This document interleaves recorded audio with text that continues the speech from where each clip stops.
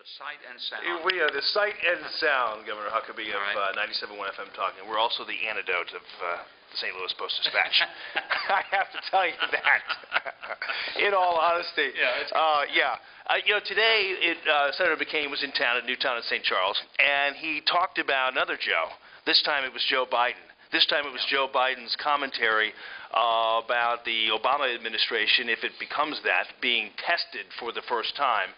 And Senator McCain made a big deal about that. It was very concerning to him. Concerning to you? Yeah, it is. I mean, I thought it was a rather bizarre thing for Joe Biden to say, but then Joe Biden for 30-something years has been saying bizarre things and getting away with it. If this guy were a Republican, he would be hooted off the stage virtually everywhere he goes. I mean, here's a guy who says, let me tell you about a four-letter word, three-letter word, jobs, J-O-B-S, 4 letters. You know, I mean, time after time he has these gaffes. I don't know if this was a brain malfunction on the part of Joe Biden where he just let something fly, or if he actually meant to say that when Barack Obama were to become president, he would have some major international test. The world would push him to see what he would do. You know, that kind of rocks me back on my heels. I want to say, well, then that's a good reason not to vote for the guy. A lot of people are afraid of that. Do you think that would happen? It might, but I'm not going to go out there and say it. I wouldn't say it. Heck, I don't want Barack Obama to be president, but I'm not going to go out and say something as outrageous as, oh, yeah, we elect this guy, and it's going to tempt the world terrorism community to try to pull a stone on us. That's, to me, bizarre. Again, I wouldn't even say that, and I'm on the other side. For his own VP pick to start saying that kind of stuff is inexplicable. Now, that does raise concerns that some people have raised about Barack Obama's ability to be the commander-in-chief and whether or not that is putting us in the crosshairs of jihadists or what have you. Do you actually think that that's a legitimate concern, that an Obama administration would be tested, like a Kennedy administration, for instance? It might be tested. I think every administration is going to be tested. I think the terrorists are less interested in who's president than pushing their own agenda. That's why I don't think Biden made any sense in saying something like that. I think no matter who's the president, Islamic jihadists are out to destroy us. What I'm more worried about is not would they do it to Obama specifically. I'm more worried that he doesn't seem to have a full grasp of how serious the threat is, not when he talks about having sort of an unrestricted conversation with Ahmadinejad or even not fully understanding, I think, the complications of the Middle East, whether it's Hamas or Hezbollah.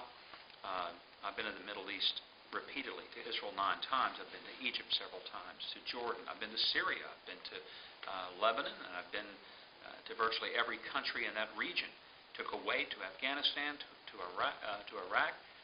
And I'm telling you, it's a very volatile place. And I just think to act like that we can sit down and have a little conversation, everybody's going to join hands and bow heads and speak in tongues is absurd.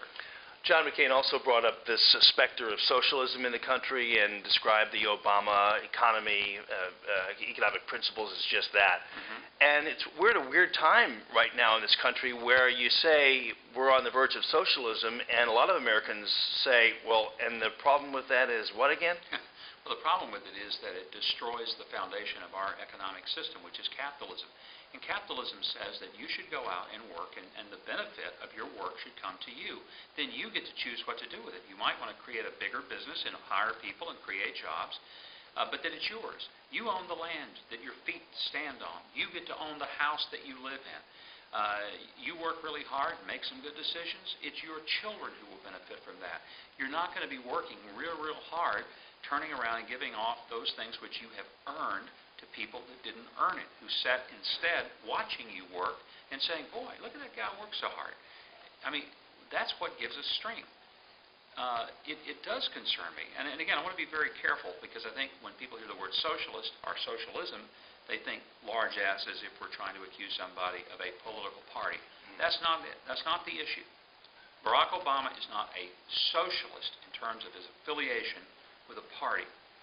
His views about spreading the wealth around, that is socialism in its raw form. And he can say whatever he wants in his speeches and act like how indignant he is that people are saying that. We're not the ones saying it.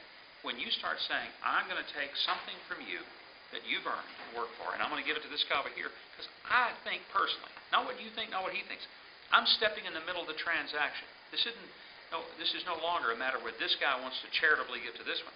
The government arbitrarily makes the transaction happen and transfers wealth to somebody else. That is socialism. And it doesn't help when a Republican administration is nationalizing banks, I suppose, too. Look, Republicans are complicit in this. Don't start me on this, because I'm so mad at our own party. I think we have absolutely goofed this up. I was one of the few people out there. I'm so ashamed that the Republicans in Washington are voting on this absurd $700 billion bailout that'll never be enough.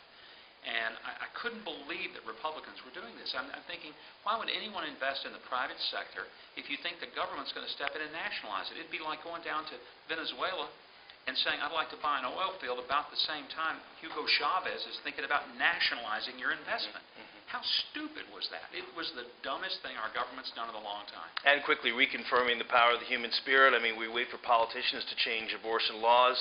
Vitae, you're part of this organization presumably because it's really pretty much citizens taking it into their own hands with the life-affirming message. The thing that I love about Vitae is that they don't go out and tell people what they shouldn't do. They empower people to make good decisions, and they do it in a way that is targeted toward the young women who are actually going to make the decisions. They give them good information. They give them honest and fair information, but they do it in a way that speaks to where they are. This is not an organization that goes out and condemns anybody. This is an organization that affirms life, not just the life of the unborn, but the life of the mother as well. Great. Thank you very Thank much. you, Jamie. It's good to see you again. Great to see you, too. Thanks Take for care. coming over today. Yeah, thanks.